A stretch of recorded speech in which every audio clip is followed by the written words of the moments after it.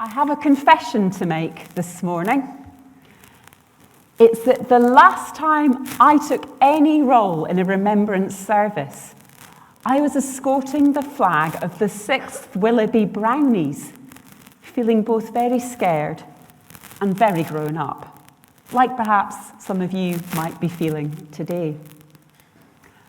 But then for years after that, I could probably count on one hand the number of times I even attended church on Remembrance Sunday.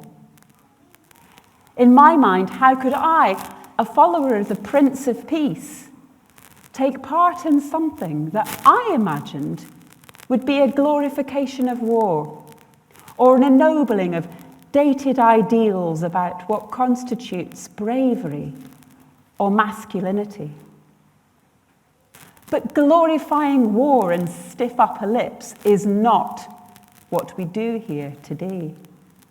I had totally missed the point, the biggest, most obvious clue that comes in the name of the service itself. This is Remembrance Day. We come here as an act of remembrance, and we do this, as we do this, we find our hearts yearning for peace and unity to be restored to our war-torn world, for it to be remembered, put together again afresh, so different peoples and lands and religions are not fearful and sceptical and wary of one another, but seek to tolerate and cooperate and care for one another. Our world is not at peace. But in this remembrance service, we do truly yearn for peace. And because today is Remembrance Day, we listen as individual names are read out. We recall that there were too many local people, some still boys, who were killed by war. And it hurts. And we yearn for peace. We remember that the losses in Calverley were mirrored across towns and cities in our nation, and the scale of the loss hits us, and it hurts. And we yearn for peace.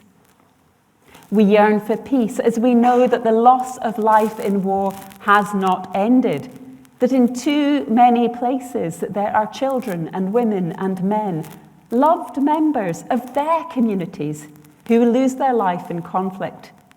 Today, as we sit here, and it hurts, and we yearn for peace. We yearn for peace as we acknowledge the utter carnage that failing to live in peace inflicts upon humanity. When today's news will inevitably highlight more atrocities in Gaza, Israel, Ukraine.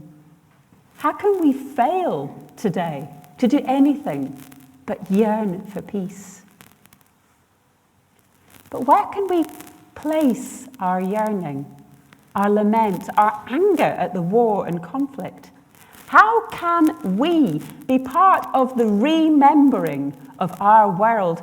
How can we turn our desire for peace into something hopeful when the scale of destruction feels paralyzing?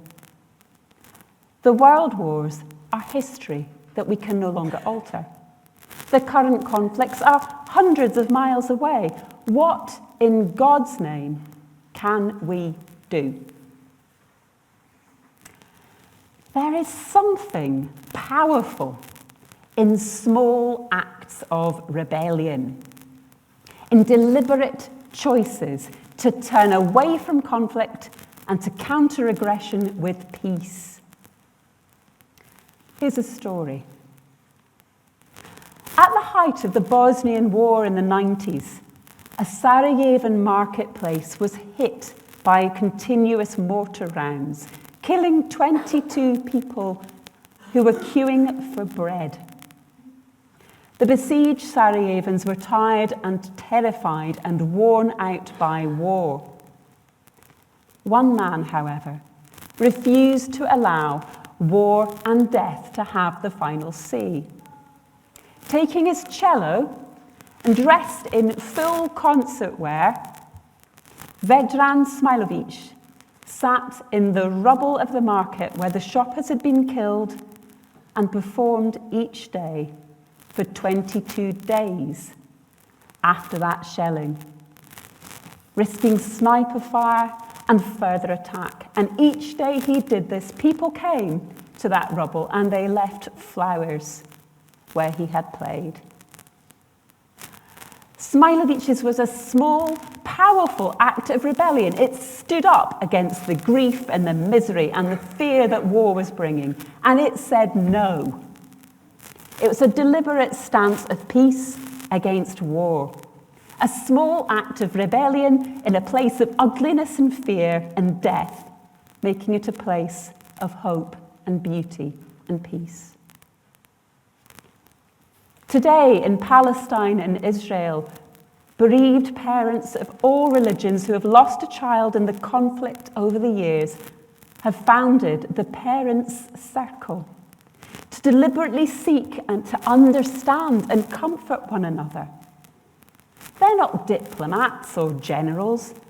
They're mums and dads who see war and violence as a common enemy rather than one another, who say no to hate and division. Now I can't play a cello, nor do I grieve a murdered child. And Calverley is not a besieged city, but we can still choose our small acts of rebellion. Peace is too precious to be left only to governments. Peace is for each of us to strive for. To counter aggression with peace, to reject conflict, to turn our yearning into something active and something hopeful. The pledge that we're going to make in this service is a beginning of that rebellion. The recognition of the individual lives lost is a beginning of that rebellion. In our gospel reading, Jesus encourages us to view peace not simply as an end to violence or an end to war, but as a way of living with whomever we come across, our neighbours, our families, our colleagues, whether we like them or not. To rebel against conflict even to the point of deliberately seeking out those who've upset us, those who've annoyed us, and finding a way to make peace with them. To remember our collective broken body into something whole and something unified. Jesus encourages small acts of rebellion against conflict which look more like refusing to get angry, refusing to resort to name-calling or insults, refusing to judge and hold grudges, and instead seeking and offering forgiveness, understanding, and healing whenever we're tempted to bitterness, stubbornness, or retaliation. The biggest small rebellion that Jesus suggests we make against powers that divide us and conflict is to follow him in his way of peace and of love. And we do that each time we refuse to get caught up in a harmful argument. Each time we refuse to let what we watch or what we read move us to hatred or judgment of others. Each time we walk away from a fight. Each time we refrain from joining in a social media pile-on. Then we are acting on our yearning for peace. Then we are deliberately committing small acts of peaceful rebellion against hatred, war, and conflict. Then our yearning for peace is not hopeless, but it's active. It's trusting in the wise, pure, peaceable, gentle way of life that God desires for us. Then we are part of a remembering of a troubled, divided world. And then we are following Christ. This Remembrance Sunday, collectively and individually, may we consciously and hopefully choose to turn towards the way of peace which Jesus models for us in whatever small and rebellious acts we can. Amen.